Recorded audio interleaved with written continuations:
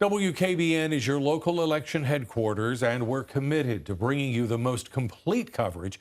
Today, we're talking with Michael Kripchak, the Democrat running for the 6th Congressional District. Michael, thanks for coming in today. Why are you running for this? Oh, sir, for me, it's simple. It was January 6th. Was not a political person, really, in any way, shape, or form.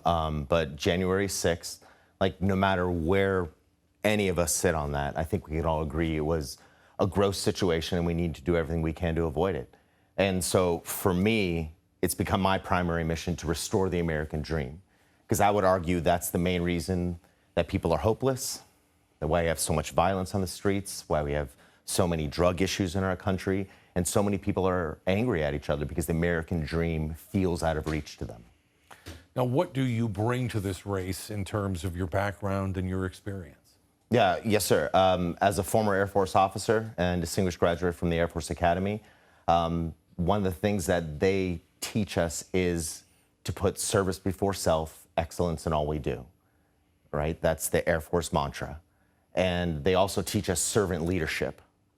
And I really appreciate the Marine phrase, mission first, people always, because in politics, the mission is the people. And on top of that, with my background in science and entrepreneurship, I bring a level of exploration and open-mindedness to when it comes to actually solving problems. And it's one of the reasons why I never paid much attention to politics before, because it just seemed like a bunch of people just arguing with each other instead of focusing on what are the problems we're facing and what are the solutions we could do to address those. This is a big district. I'm guessing you're spending an awful lot of time drumming up grassroots support, knocking on doors, going to forums and events. What do you tell these people, many of whom I'm sure you haven't met before, to separate yourself from your opponent? Well, sir, pretty much what I've said already, but then also I remind them, because time and time again I'll get people mentioning to me, oh, Biden said my taxes wouldn't go up, but my taxes shot through the roof. And so I ask them, okay, are you talking about property taxes? And invariably, that is exactly what they're talking about.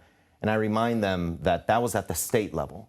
And with Republican supermajorities in both houses and with the Republican governorship, they were the ones that allowed their property taxes to go sky high. There are bills sitting there that they could have voted on and passed, and they didn't, to keep this from happening, to really punish our citizenry due to their mismanagement.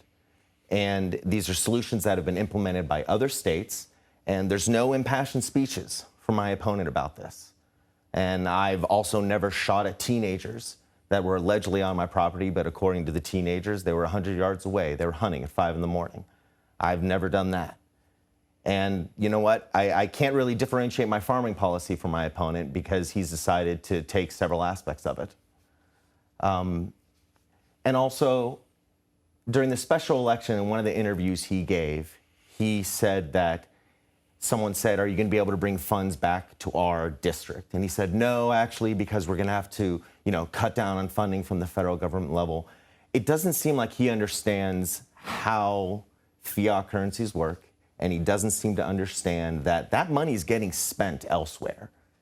And it's one of my prime responsibilities as a sitting congressman is going to be getting money to our local communities and getting out of the way so that they could do the job that they need to do, which our local communities understand better than anyone else what that is.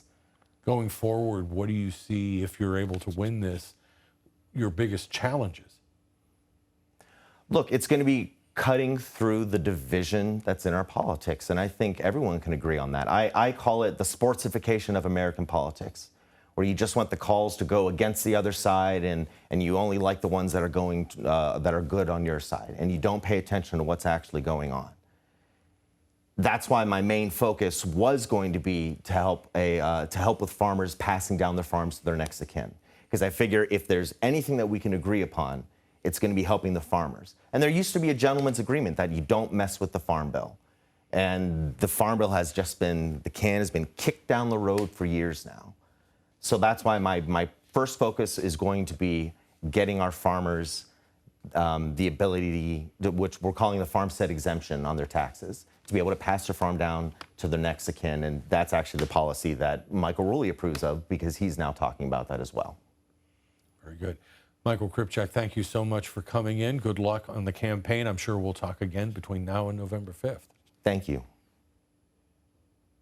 Hi, everyone. I'm Lindsay Watson. Thanks for watching the WKBN 27 First News YouTube channel. If you want more video news, subscribe to our channel. And don't forget to download the WKBN 27 First News app for breaking news alerts.